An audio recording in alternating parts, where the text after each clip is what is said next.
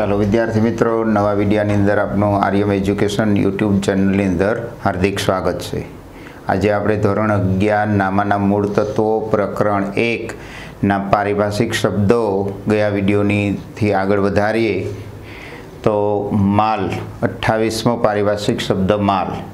तो कि वेपारी जे चीज वस्तुनो वेपार करतो होय, धंधो करतो होय ए वस्तुने माल तरीके ओळखवामां आवे। वेपारी जे चीज वस्तुनो धंधो करतो होय, वेपार करतो होय ए वस्तुने माल तरीके ओळखवामां आवे। दाखला तरीके स्टेशनरीनो वेपारी तो स्टेशनरीने लगती वस्तु एना माटे माल कहेवाय।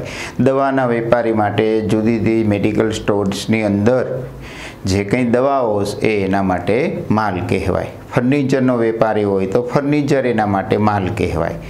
पण अनाज करियाणाना वेपारी माटे अनाज करियाणु माल कहेवाय। पण अनाज करियाणु राखवा माटे मेडिकल स्टोर्सनी अंदर दवाओ राखवा माटे जे कई फर्निचर बनावेलुं एना माटे मिलकत कहेवाय। એટલે કઈ વસ્તુનો વેપાર કરે એ વસ્તુના આધારે એનો માલ ગણાશે। એ વસ્તુ રાખવા માટે બનાવેલા ફર્નિચરને મિલકત કહીશું।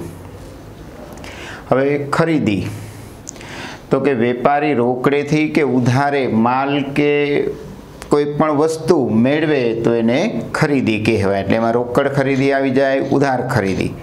રોકડેથી પૈસા ચૂકવી અને વસ્તુ મેળવે તો રોકડ ખરીદી ગણાશે। पैसा 5-15 दिवस पछी भविष्य में चूकववाना उद्देश्यथी वस्तु खरीदेली होय तो एने उधार खरीदी कहेवाय। एटले टूंकमां वेपारी रोकड़ेथी के उधारे माल के वस्तु मेळवे तो एने खरीदी तरीके ओळखवामां आवे। हवे खरीद माल परत तो कि वेपारीए खरीदेली वस्तु कोईपण कारणोसर खरीदेली वस्तु नुकसान पामेली होय એટલે એવા કોઈ પણ કારણોસર વેપારીને પાછી મોકલવામાં આવે, પરત કરવામાં આવે તો એને ખરીદ માલ પરત તરીકે ઓળખવામાં આવે। વેપારીએ જે કંઈ વસ્તુ ખરીદેલી એ માનો કે કોઈ નુકસાનવાળી હોય અથવા તો નમૂના પ્રમાણેની ન હોય, હલકી ગુણવત્તાવાળી હોય અને એવા કારણોસર એ વેપારીને વસ્તુ પાછી મોકલવામાં આવે તો એને ખરીદ માલ પરત તરીકે ઓળખવામાં આવે। હવે અહીંયા આ ખરીદી, ખરીદ માલ પરત, વેચાણ, વેચાણ માલ પરત એ બધા માલને લગતા ખાતા એટલે એનો પ્રકાર આવશે માલ મિલકત ખાતું। હવે ખરીદીની ઉધાર બાકી યાદ રાખવાની તો ખરીદ માલ પરતની હંમેશા જમા બાકી હોય। खरीदीनी उधार बाकी होय तो खरीद माल परतनी जमा बाकी अने मालनी खरीदी वेचाणनी वात थाय तो ए माल मिलकत प्रकारनुं खातुं गणाय। आगळनो 29 वेचाण तो कि वेपारी पोताना ग्राहकने रोकड़ेथी के उधारे माल आपे। पहेलामां आपणे माल खरीदता हता रोकड़ेथी के उधारे तो खरीदी बनती थी, तो हवे अहींया वेपारी एना ग्राहकोने रोकड़ेथी के उधारे माल के सेवा आपे, वस्तु आपे तो एने वेचाण तरीके ओळखवामां आवे छे। वेपारी पोताना ग्राहकने रोकड़ेथी के उधारे माल के वस्तु वेचे आपे तो एने वेचाण तरीके ओळखवामां आवे छे। हवे वेचाण माल परत तो कि ग्राहक ने वेचेल माल कोईपण कारणोसर वेपारी ने पाछो मोकले, એટલે ગ્રાહક વેપારીને પાછો મોકલે અથવા આપણે જેને માલ ઉધારે વેચાણ કરેલો રોકડેથી વેચાણ કરેલો એ વેચેલો માલ ગ્રાહક પાસેથી વેપારીને પરત મળે तो एने वेचाण माल परत तरीके ओळखवामां आवे छे। ग्राहक ने वेचेल माल कोईपण कारणोसर वेपारी ने पाछो मोकलवामां आवे अथवा आपणे वेपारी छीए तो आपणने पाछो मळे तो एने वेचाण माल परत कहेवाय। हवे वेचाणनी जमा बाकी तो वेचाण माल परतनी उधार बाकी। ज्यारे આગળ આપણે આમનું લખશું ત્યારે ખરીદીની ઉધાર બાકી એટલે ખરીદ ખાતું ઉધાર થશે।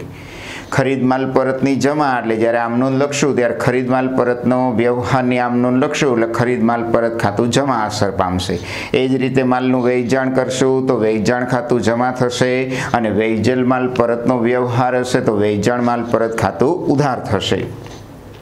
આગળનો પારિભાષિક શબ્દ માલનો સ્ટોક તો કે વર્ષના અંતે વપરાયા વગરનો અથવા તો વેચાણ થયા વગરનો બાકી વધેલા માલને માલ સ્ટોક તરીકે અથવા વર્ષના અંતની વાત થાય એટલે જેને આખર સ્ટોક તરીકે ઓળખવામાં આવે. માનો કે 100 પુસ્તકો મેં ખરીદ્યા તો એ ખરીદી થઈ. હવે એમાંથી મેં ખરીદ્યા એમાંથી કોઈ પુસ્તક તો નામાના મૂળ તત્વોની જ વાત કરીએ તો એમાં કોઈ 5 પ્રિન્ટિંગમાં મિસ્ટેક હોય તો હું મારા વેપારીને પાછા આપીશ તો એ ખરીદ માલ પરત કહેવાશે. તો મારી પાસે પુસ્તકો સારા 95 નંગ રહ્યા. હવે 95 નંગમાં ધોરણ 11માંથી પાસ થઈને 11 કોમર્સમાં એવા વિદ્યાર્થીઓને માનો કે મેં 70 નામાના મૂળ તત્વોની બુક્સ વેચેલીશ તો એ 70 પુસ્તકોનું વેચાણ કહેવાય. હવે એમાંથી સ્ટુડન્ટ પાસેથી માનો કે 3 સ્ટુડન્ટ પાસેથી બુક મને પાછી મળે તો એને મારે વેચાણ માલ પરત તરીકે ઓળખવામાં આવે.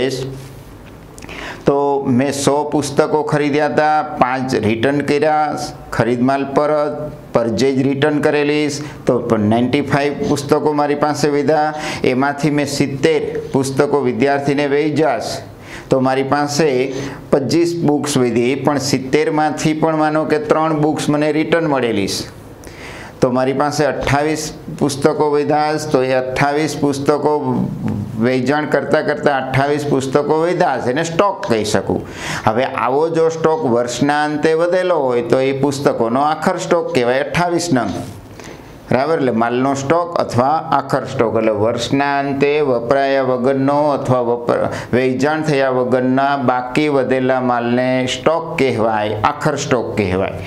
હવે શરૂનો સ્ટોક તો કે ગયા વર્ષે એટલે જે મારી પાસે 28 બુક ગયા વર્ષે વેચાણ થયા વગરની પડેલી હતી તો એ નવા વર્ષે 1 એપ્રિલે જે ન્યૂ યર્સ બિઝનેસની અંદર શરૂ થાય એ વખતે એ મારા 28 પુસ્તકોનો જે આખર સ્ટોક હતો એ નવા વર્ષની શરૂઆતમાં શરૂના સ્ટોક તરીકે ઓળખવામાં આવે. એ આવતા વર્ષે ધોરણ 10 પાસ કરી 11 કોમર્સમાં આવશે એને હું પુસ્તકોનું વેચાણ કરીશ તો એ મારા માટે શરૂનો સ્ટોક થઈ ગયો. એટલે ગયા વર્ષનો આખર સ્ટોક બીજા વર્ષની શરૂઆતમાં અથવા નવા વર્ષની શરૂઆતમાં એને શરૂઆતનો સ્ટોક તરીકે ઓળખવામાં આવે.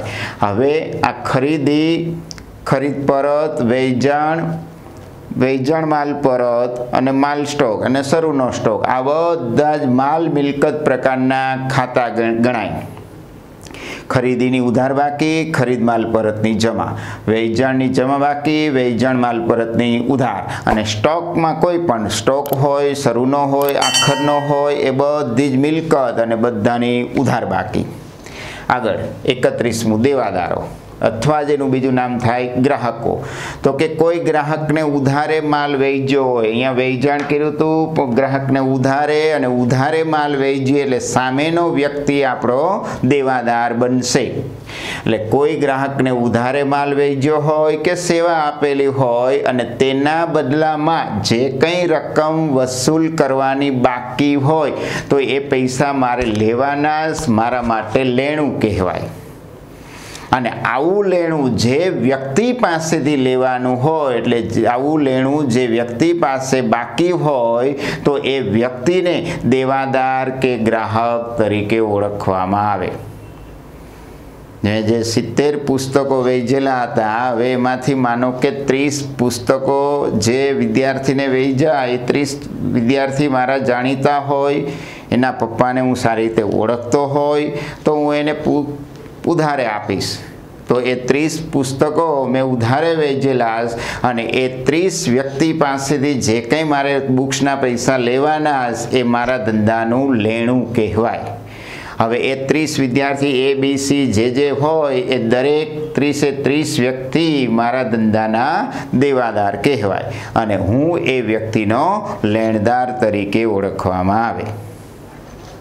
હવે દેવાદારનું બીજું નામ ગ્રાહકો તરીકે યાદ રાખવાનું. દેવાદારની હંમેશા ઉધાર બાકી હોય અને દેવાદાર એ ચાલુ મિલકત તરીકે માલ મિલકત પ્રકારનું ખાતું ગણાય. હવે દેવાદાર કોઈ પણ માણસ હશે અને એના સંદર્ભમાં એને વ્યક્તિ ખાતું પણ કહેવાશે પણ આગળ જતાં તો આપણે એને ચાલુ મિલકત તરીકે માલ મિલકત ખાતામાં જ ધ્યાનમાં લઈશું.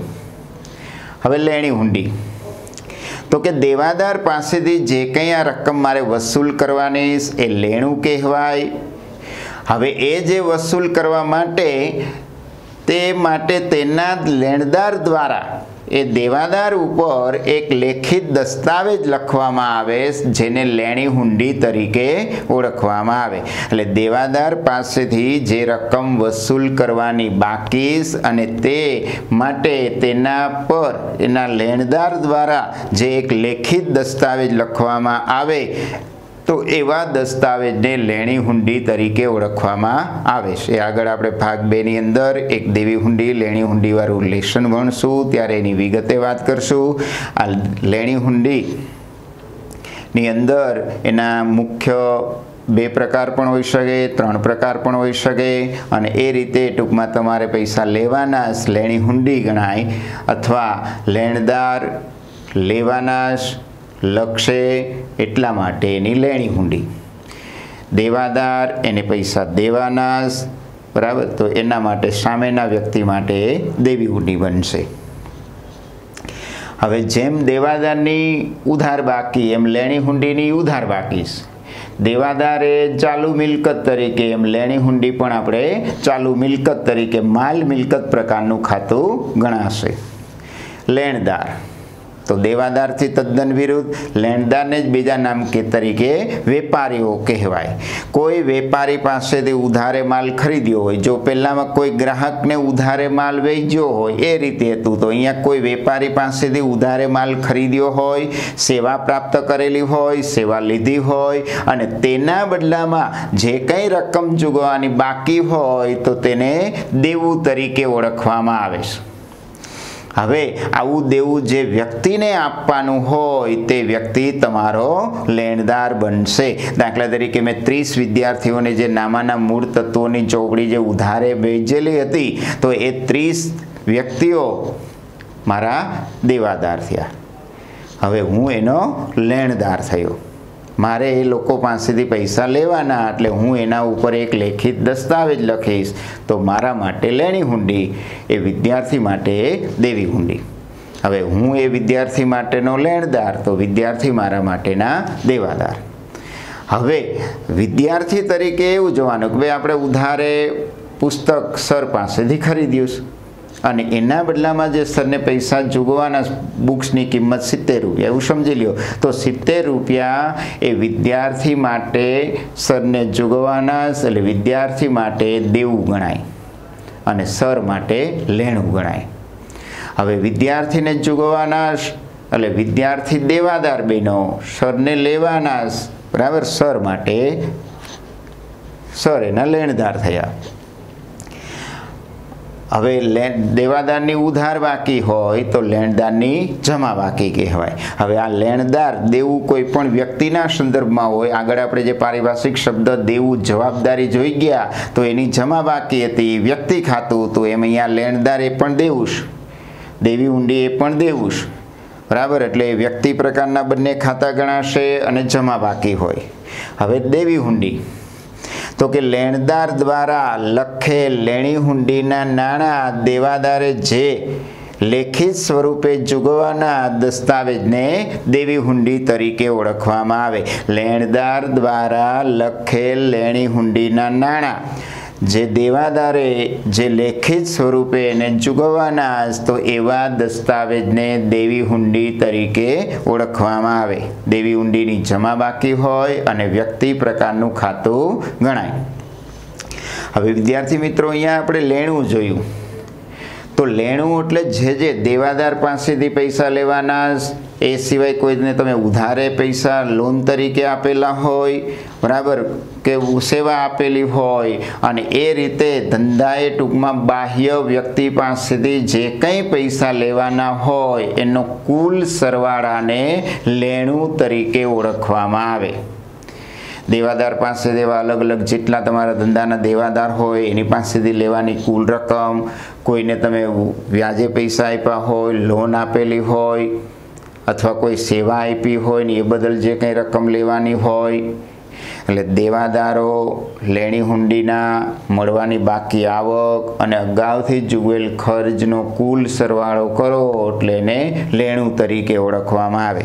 હવે એ જ રીતે દેવું એક तो जे कंई लेणदारने ज पैसा चूकववाना हशे एवा अलग अलग वेपारी तमारा धंधाना अलग अलग वेपारी पासेथी तमे जे माल खरीदी लाव्या होय उधारे अने ए बदल एने जे रकम आपवानी होय, देवी हुंडी स्वरूपे कोई बीजा व्यक्तिने रूपिया चूकववाना होय, कोईने खर्च पेटे नाणां चूकववाना होय, 2-3 महीनानुं जे भाडुं हजी चूकववानुं बाकी छे तो ए चूकववाना बाकी खर्च कहेवाय। कोई व्यक्ति पासेथी एडवांसमां रकम मळेली होय अने हजी एने सेवा आपवानी बाकी होय तो एने अगाउथी मळेल आवक कहेवाय। आ बधानो એટલે લેણદાર, દેવી હુંડી, ચૂકવવાના બાકી ખર્ચ અને અગાઉથી મળેલ આવકના કુલ સરવાળા